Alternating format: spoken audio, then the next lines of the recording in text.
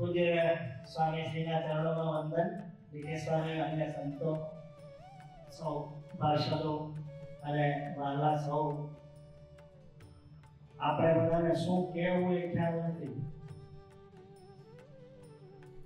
પણ સ્વામીએ જે આપણા પર કૃપા કરીને દાદાની આજ્ઞાથી 3 વર્ષ પછી આપણને આ કથા આપી છે.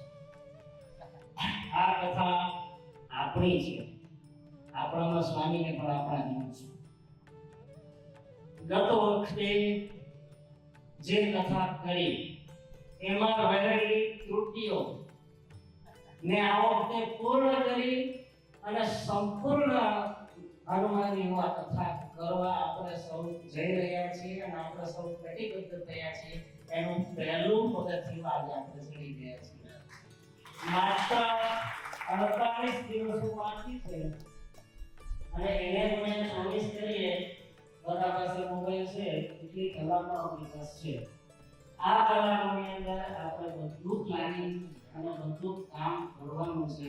ખભે ખભો મિલાવી અને આપણે અને આપણી સાથે રહેલા જે ગ્રુપ છે એમાં એ ગ્રુપને સૌને સાથે લઈ અને આપણો આ પસંદ છે એને દિવ્ય અને અનુપમ બનાવવાની પૂરેપૂરી પ્રામાણિક કોશિશ કરીશું આપણે, તો આપણે દાદાના વાળા થઈશું. એ વાત કે આટલા નજીકથી આપણને દાદાના દર્શન કરવા મળ્યા એટલે આપણને જે કંઈ દાદાને દેવાનું હતું એ થઈ. બાકી ઘણા કાલ રાત્રે 9 વાગ્યા સુધી અમે નથી હું આવું નવી છે. કારણ કે ત્યાં બધી આશા રહેલી છે દાદા.